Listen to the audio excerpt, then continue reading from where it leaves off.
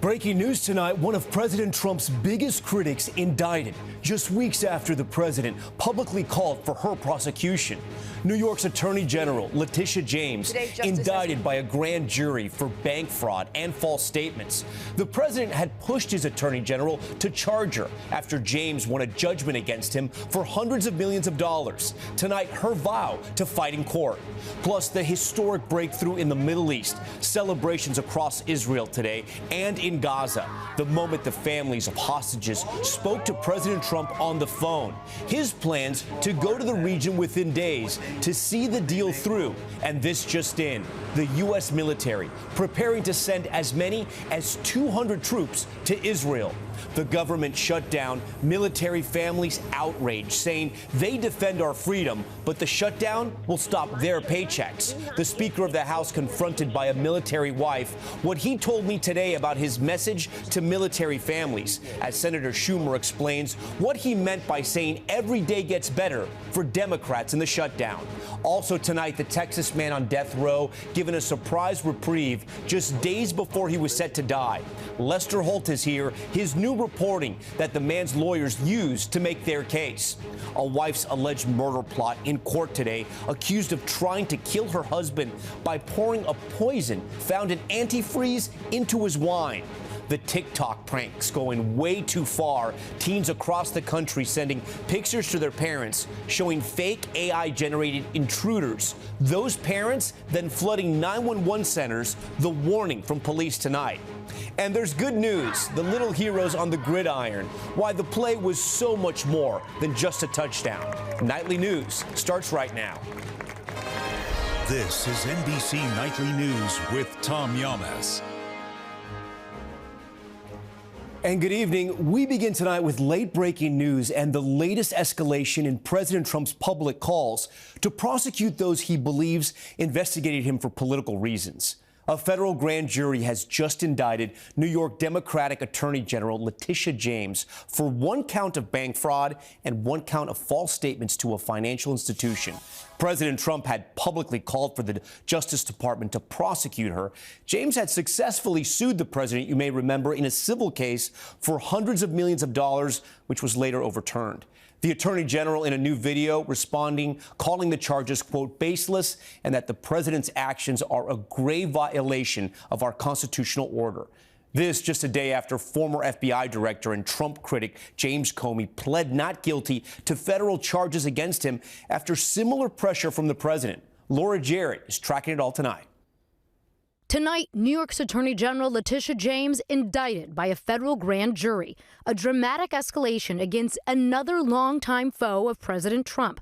Just weeks ago, he called for James's prosecution after lambasting her for years. You have an attorney general who's a total stone-cold crook, New York State, Letitia James, a total crook. Tonight, she faces charges of bank fraud and lying to a financial institution, prosecuted by the same office in Virginia that brought the case against former FBI Director James Comey last week. James saying tonight she did nothing wrong, and this is payback. These charges are baseless, and the president's own public statements make clear that his only goal is political retribution at any cost. Interim U.S. Attorney Lindsay Halligan saying in a statement, no one is above the law. The charges, as alleged in this case, represent intentional criminal acts and tremendous breaches of the public's trust. The indictment alleging James falsely represented a home in Virginia was her secondary residence to get better loan terms, while in fact, prosecutors say she intended to rent it out as an investment property. But the top prosecutor in the district was ousted late last month after he concluded there was not enough evidence to charge Comey or James. She became a prime target of the president after successfully suing Trump, his sons, and his namesake company with fraud, securing a $500 million civil judgment against his real estate empire last year. But some Republicans always viewed the case as political, and that eye-popping penalty was recently overturned on appeal as excessive. And with that, Laura Jarrett joins us now live in studio. Laura, we know that a court will decide the merits of this case, but regardless, this case is going to affect her in a major way. These are serious charges, but they're nonviolent, Tom. So she's not being arrested. She has a summons to appear in court, just like we saw with the former FBI director. She'll have to go. She'll have to make her appearance, enter her plea. All that's going to happen within the next 2 weeks, and then I'll be off to the races. And pay for that team of lawyers. All right, Laura, we thank you for that. Now, that historic breakthrough in the Mideast just moments ago, Israel's cabinet approving President Trump's peace plan. Now the clock is ticking for Israel to pull out of Gaza City and for Hamas to release its hostages. Garrett Hake reports tonight from the White House. 2 years after the Hamas terror attacks that sparked Israel's bloody war in Gaza, tonight President Trump celebrating his landmark agreement set to bring it to an end. It's something that nobody thought was possible, and we're going to end up having peace in the Middle East. Who would have thought? It's a major diplomatic victory for President Trump. Israel and Hamas both agreeing to his peace plan. The hostages will be coming back Monday or Tuesday. I'll probably be there. All of it following a momentous 24 hours, from Secretary of State Marco Rubio passing that note in front of the cameras to Trump's call moments after the announcement. What do you guys have to say to President Trump? Breaking the news to families of hostages held by Hamas. The hostages will come back. They're all coming back on Monday. Rubio today outlining key turning points in the negotiations. The president selling his plan to leaders of Muslim-majority nations at the UN last month, and getting Israeli Prime Minister Benjamin Netanyahu to accept it at a White House visit. Then delivering this ultimatum to Hamas to get on board. I have a feeling that we're going to have a positive answer, but if not, as you know, Bibi, you'd have our full backing to do what you would have to do. The president tonight saying the deal offers new hope for Gaza. You can't live right now in Gaza. We're going to create better conditions for people. But there are still key unresolved issues, including will Hamas disarm and who will run Gaza. The first thing we're doing is getting our hostages back, okay? And that's what people wanted more than anything else. They wanted these hostages back that have lived in hell like nobody has ever even dreamt possible. And after that, we'll see. And Garrett joins us tonight live from the White House. Garrett, we know President Trump is heading to the Mideast, and I know you have some new reporting about U.S. troop deployments to Israel as well. That's right, Tom. The president was invited today to speak to the Israeli legislature, and he intends to do so, he says, early next week. And tonight, 2 senior U.S. officials said some 200 U.S. troops will be sent to Israel, but not into Gaza, to help stand up the international force that is intended to handle post-war security in Gaza. Tom? Garrett Hake with that new reporting. Garrett, we thank you. Our Richard Engel is in Israel tonight, where there were celebrations in the streets that this 2-year-long war may finally be ending. For the first time in recent memory, tonight both Israelis and Palestinians are celebrating the same thing: the arrival of President Trump's peace plan. In Tel Aviv, the long, somber hostage square was transformed, with Israelis singing, waving Israeli and American flags, and it's clear who many credit for the breakthrough. They are cheering not for victory, but for peace and closure. Michael Iluz wore a T-shirt showing his son Guy. Guy was at the Nova Music Festival when Hamas attacked on October 7th. He called his father, who jumped in his car and rushed to save him. Michael arrived 15 minutes after Hamas kidnapped his son. Now, he's waiting for his remains. This must be such a complex day for you. It's a nightmare. It's a nightmare for me. I will be, for sure, I'm going to recognize my son. I want to touch his bone. I want to be able to know that, that I'm going to make closure. In Gaza, similar mixed emotions, with celebrations that are more like relief. Local health officials say more than 67,000 Palestinians were killed in Israel's war on Hamas. Rind al-Nawadja, like nearly all Gazans, was displaced from her home. I am happy today is the ceasefire because my father was killed, and now I will be able to go home and kiss his grave, she said. Richard, the next few steps are complicated. Walk our viewers through what's going to happen. Well, Tom, the Israeli government has just approved the deal. So now the Israeli military has 24 hours to pull out of parts of Gaza. Then Hamas has 3 days to gather and hand over all of the hostages. If it goes well, phase 2 begins, which is more complicated and concerns the future of the Gaza Strip. Tom. Richard Engel for us tonight. Richard, we thank you. Back here at home in Chicago, a federal judge just said she's temporarily blocking the deployment of National Guard troops. Maggie Vespa is at an ICE detention facility where members of the National Guard are deployed. And Maggie, what does this really mean for those troops? Tom, at this point, it's still coming into focus. Late today, that federal judge saying she was granting the state's request for a temporary restraining order against the Trump administration, in her words, in part, saying that the National Guard will, quote, only add fuel to the fire that the defendants themselves have started. The defendants in that case being the federal government. The judge adding she'll submit a more comprehensive ruling in writing tomorrow.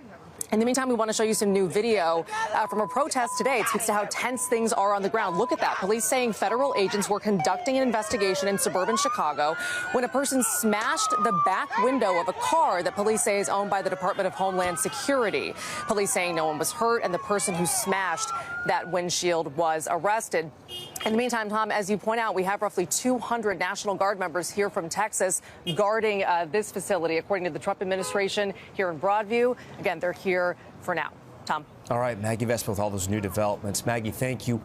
In Washington, the government is no closer to reopening, and that's worrying many military families who are concerned about making ends meet if they miss a paycheck next week. I asked Speaker Mike Johnson about his message to those families. Here's Ryan Nobles. Tonight, on day 9 of the federal government shutdown, military members are now just 6 days away from going without their first paycheck. It's pretty terrifying. I mean, it is a problem Courtney Watuki, a military spouse with 3 kids, is about to face head on. If they came down our street and spoke to every single one of us, they would see how much people are going to truly struggle. Members have introduced a separate bill to make sure the military gets paid. Samantha, you're on with Speaker Johnson. It was a plea made directly to Speaker Mike Johnson today by a Republican military mom who said in a call to C-SPAN she won't be able to afford medicine for her kids. I'm begging you to pass this legislation. My kids could die. Pressed by Tom, the speaker is insistent passing a full spending bill is a better option. Why wouldn't you at least try to get a standalone bill together?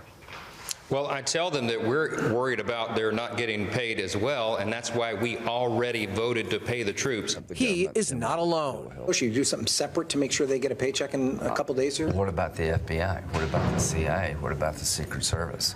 Meanwhile, Republicans seizing on comments made by Senate Minority Leader Chuck Schumer in an interview about the shutdown that, quote, every day gets better for us. Chuck Schumer proclaimed this morning that every day gets better for them.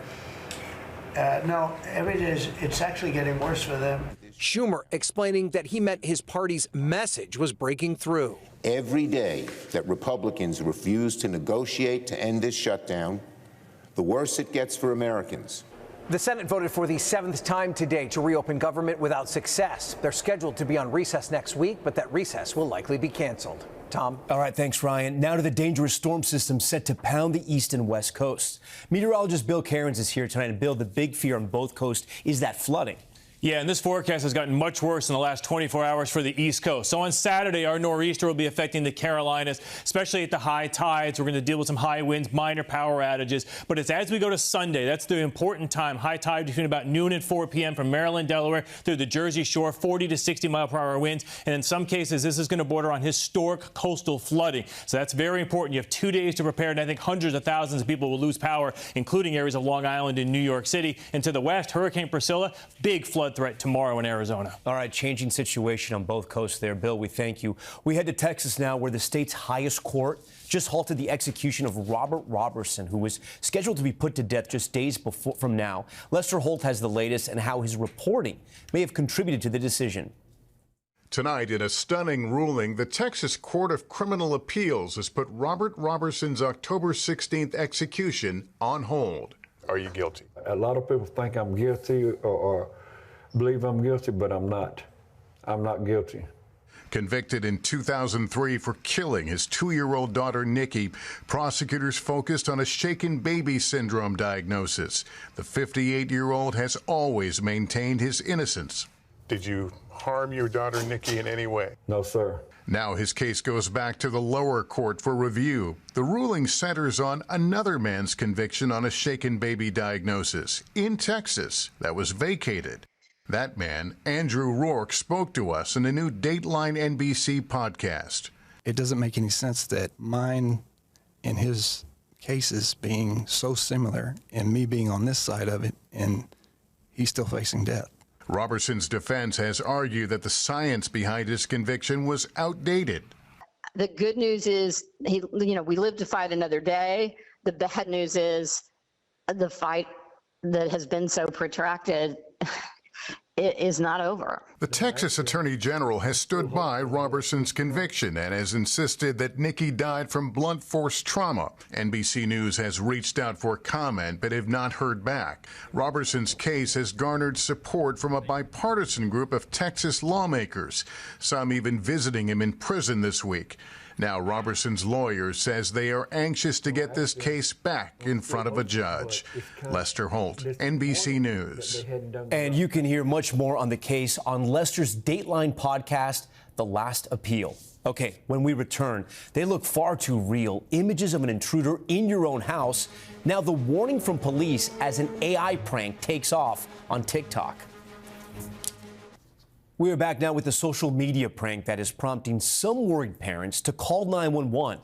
Ellison Barber on the new warnings from police departments across the country.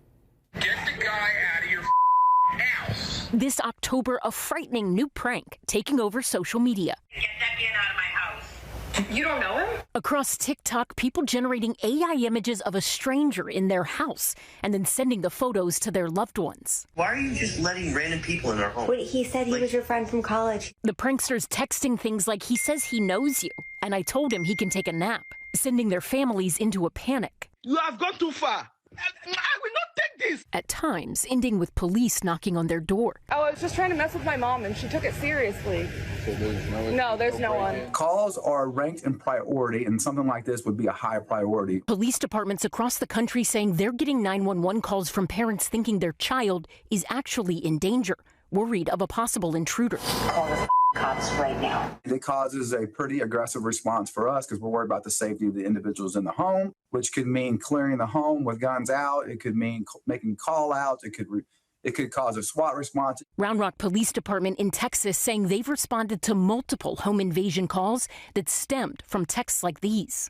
I'm going to call the police. I don't know who that is. You can hear the stress in Mom's voice. Mom believed it was real. It wasn't a prank to Mom, and Mom was trying to get there as fast as too. Mom was in a hurry to get there. Police issuing a warning to users that pulling pranks like these, Dad, I'm just messing with you. It's AI. could result in criminal charges. Ellison Barber, NBC News.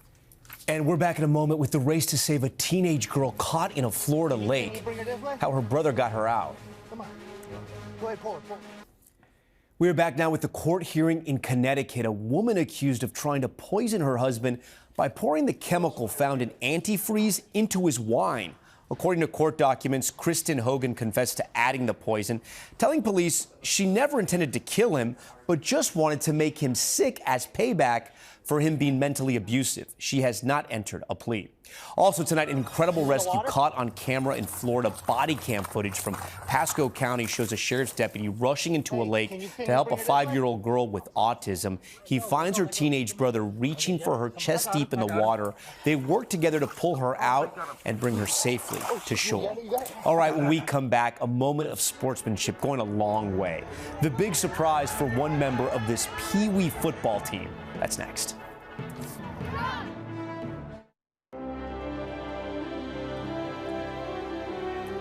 Finally, there's good news tonight. The Pee Wee football game and the play going viral that taught both teams a valuable lesson. Here's Steve Patterson. On the very last play of the game, 8-year-old Big John Lyles was handed his big moment. There he is, number 52. He ran with it all the way, 85 yards. The players on both teams, on the field and sidelines, running with him. The video going viral. But John had to work hard to get here. When we first put pads on him, oh my good night, we had a meltdown. John has autism, which can make some basic kid stuff really tough. So this year, John's Nana, Sherry Jackson, called a big audible, switching him from a specialized school right into the halls of Westside Elementary in Arkansas. And to give John structure, a spot on the football team. Her one rule, no special treatment. We don't treat him any different. We may be a little softer on him, even though his Nana tells us not to. For all this hard work, the whole team wanted to find a way to give back. So Coach drew up the very last play of the game. As soon as he touched that touchdown, everybody went on the field and jumping and saying, John, John, John. A small show of sportsmanship, giving way to something much bigger than football. They all love him. He is living his best life.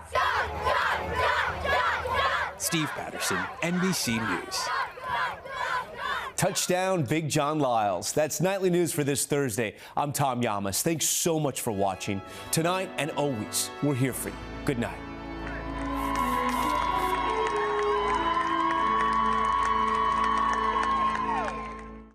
We thank you for watching, and remember, stay updated on breaking news and top stories on the NBC News app or watch live on our YouTube channel.